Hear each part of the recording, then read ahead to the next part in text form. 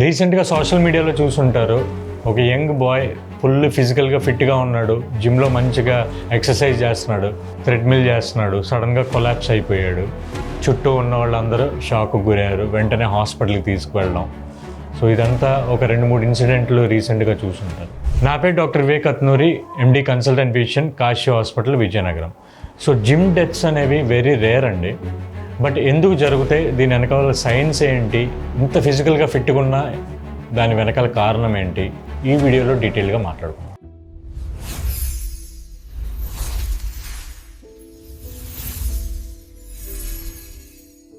So very first point, అసలు యాక్చువల్గా ఏం జరుగుతుంది, సడన్గా ఆ యంగ్ బాయ్ ఎందుకు చనిపోయాడు? హార్ట్ అనేది ఒక మజిల్, ఒక ఎలక్ట్రికల్ సిస్టమ్తో కూడిన ఒక మజిల్. సడన్గా కార్డియాక్ అరెస్ట్తో మ్యాక్సిమం ఇలాంటి డెత్స్ జరుగుతాయి. సో హార్ట్ ఎలక్ట్రికల్ సిస్టమ్ హే వైర్ అయిపోద్ది, అంటే మన ఇంట్లో షార్ట్ సర్క్యూట్ అయినట్టు ఒక్కసారిగా heart electrical system short circuit అయిపోద్ది. అండ్ హార్ట్ బ్లడ్ని పంప్ చేసే స్థితిలోకి వెళ్ళలేదు. సో బీపీ డ్రాప్ అయిపోద్ది, సడన్గా కొలాప్స్ అయిపోతారు. ఇది యాక్చువల్గా జరిగేది. హార్ట్ అటాక్ వేరు, ఇది cardiac arrest, electrical abnormality. So ఇది వేరు. సో ఇది ముఖ్యమైన కారణం జిమ్ డెత్స్ అవ్వడానికి. So second important point, sir heart attack అన్నారు, మళ్ళీ కార్డియాక్ అరెస్ట్ అన్నారు, రెండింటికి తేడా ఏంటి? హార్ట్ అటాక్ అంటే, ఇప్పుడు ఇందాక మనం లాస్ట్ వీడియోలో స్ట్రోక్ గురించి మాట్లాడుకున్నప్పుడు, బ్రెయిన్ స్ట్రోక్ గురించి, హార్ట్ స్ట్రోక్ కూడా ఎలా అంటే హార్ట్కి సప్లై చేసే బ్లడ్ వెజల్ బ్లాక్ అయిపోవడం. వన్స్ ఆ స్పెసిఫిక్ హార్ట్ ఏరియా సప్లై చేసే బ్లడ్ వెజల్ రక్తం గడ్డగట్టి బ్లాక్ అయితే దాన్ని మనం హార్ట్ అటాక్ అని అంటాం. అదే రెండో ప్రాబ్లము కార్డియాక్ అరెస్ట్, ఈ ఎలక్ట్రికల్ అబ్నార్మాలిటీ. హార్ట్లో చాలా వైరింగ్ సిస్టమ్ ఉంటుంది.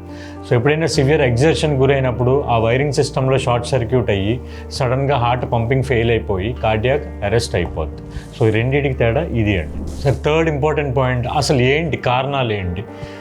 ఆ యంగ్ బాయ్కి అండర్లైన్ ఏమైనా హార్ట్ కండిషన్ ఉండుండొచ్చు, జెనెటికల్గా అన్డయాగ్నోజ్డ్. లేదు సెకండ్ ఇది హైపర్ట్రోఫిక్ కార్డియోమైపతి అంటాం అనే జబ్బు ఉండుండొచ్చు. లేదా third severe dehydration.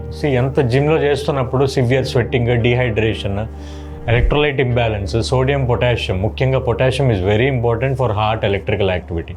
So electrolyte disturbance వల్ల అయి ఉండొచ్చు.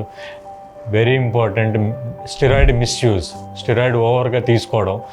And finally energy drinks, okay, pre workout drinks చాలా ఎక్కువ మోతాదులో తీసుకోవడం. సో ఇవి ముఖ్యమైన కారణాలు ఇలాంటివి జరగడానికి. ఫోర్త్ ఇంపార్టెంట్ పాయింట్, సరే అండర్లైన్ ఏ ప్రాబ్లమ్స్ లేవు, ఈ డీహైడ్రేషన్ అసలు ఏం జరిగింది? For example late night sleep, విపరీతంగా స్ట్రెస్లో ఉన్నాడు కానీ పొద్దున్నే ఎర్లీగా లేచాడు, ప్రీ వర్కౌట్ డ్రింక్ చాలా ఎక్కువ తీసుకున్నాడు వితౌట్ ప్రాపర్ డీహైడ్రేషన్. సరే జిమ్కి వెళ్ళాడు, హెవీ లిఫ్టింగ్లు చేస్తున్నాడు, థ్రెడ్మిల్ మీద చాలా ఫాస్ట్గా పరిగెడుతున్నాడు. మన ఒంట్లో ఎడ్రినలిన్ అనే హార్మోన్ రిలీజ్ అవుతూ ఉంటుంది, which will increase your heart rate. 140, 150, 170 వరకు రిలీజ్ అయ్యింది.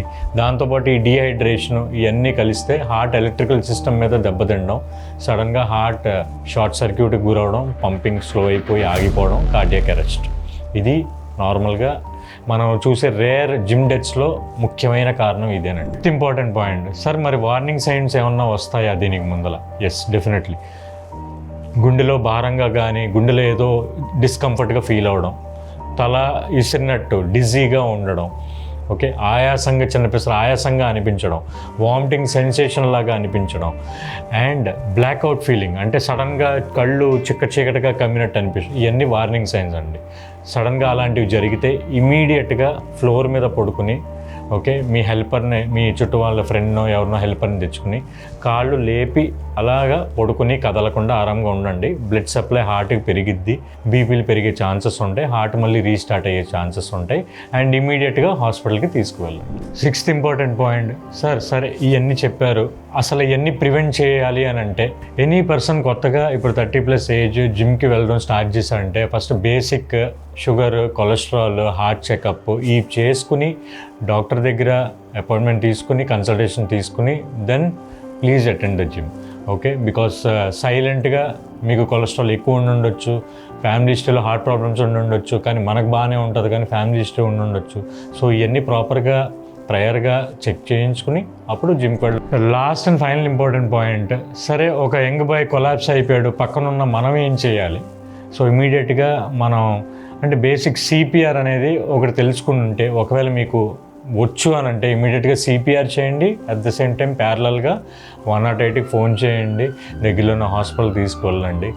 కొన్ని జిమ్స్లో మనకి ఏఈడి ఉంటాయి, డీఫిబ్రిలేటర్స్ కూడా అవైలబిలిటీ ఉంటాయి. లైక్ ఫర్ ఎగ్జాంపుల్ ఎయిర్పోర్ట్స్లో, సినిమా థియేటర్స్లో కొన్నిసార్లు డీఫిబ్స్ ఉంటాయి.